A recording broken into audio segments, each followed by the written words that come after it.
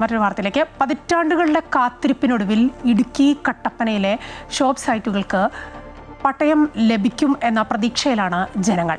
1960കളിൽ town വികസനത്തിന് എന്ന പേരിൽ മാറ്റിയിട്ട് 77 ഏക്കറോളം ഭൂമിക്കാണ് ഇനിയും പട്ടയം ലഭിക്കാനുള്ളത്. കൃഷിഭൂമിക്കാണ് പട്ടയം അനുവദിക്കുന്നത് എന്ന കാരണത്താലാണ് ടൗൺ മേഖലയായ കട്ടപ്പനയിൽ പട്ടയം ലഭിക്കാതിരുന്നത്. പതിറ്റാണ്ടുകൾ കഴിഞ്ഞിട്ടും പട്ടയം നൽകുന്നത് സംബന്ധിച്ച് തുടർ നടപടിയെടുക്കാൻ ബന്ധപ്പെട്ടവർ തയ്യാറായതുമില്ല. പിന്നീട് ഷോപ്പ് സൈറ്റുകളുടെ ലാൻഡ് രജിസ്റ്റർ തയ്യാറാക്കുന്നതിന്റെ ഭാഗമായി 2018 നഗരത്തിൽ സർവേ ആരംഭിച്ചു. കട്ടപ്പന വില്ലേജിലെ 56, 61 ബ്ലോക്ക് നമ്പറുകളിൽപ്പെട്ട 55, 56, 85 സർവേ നമ്പറുകളിലുള്ള 76.46 ഏക്കർ സ്ഥലത്തെ സർവേയാണ് അന്ന് ആരംഭിച്ചത്. എന്നാൽ ഇത് പൂർത്തിയായില്ല. പിന്നീട് 2023 സർവേ നടപടികൾ പുനരാരംഭിക്കുകയായിരുന്നു. കഴിഞ്ഞ വർഷം സർവേ പൂർത്തിയായെങ്കിലും പട്ടയം നൽകാനുള്ള നടപടികൾ എങ്ങുമെത്തിയില്ല. നിയമതടസ്സങ്ങൾ മാറ്റി പട്ടയ നടപടികൾ വേഗത്തിലാക്കുമെന്ന് റോയി കെ പൗലോസ് MLA പറഞ്ഞു.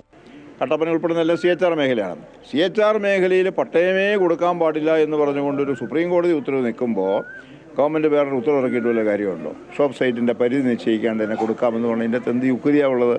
ഈ ഗവൺമെൻറ്റിന് മുന്നിലുള്ള ഒന്നാമത്തെ ഉത്തരവാദിത്വം എന്ന് പറയുന്നത് സുപ്രീം കോടതിയുടെയും ഹൈക്കോടതിയുടെയും മുമ്പിലുള്ള ഈ നിയമ തടസ്സങ്ങൾ മാറ്റുക എന്നുള്ളതാണ്.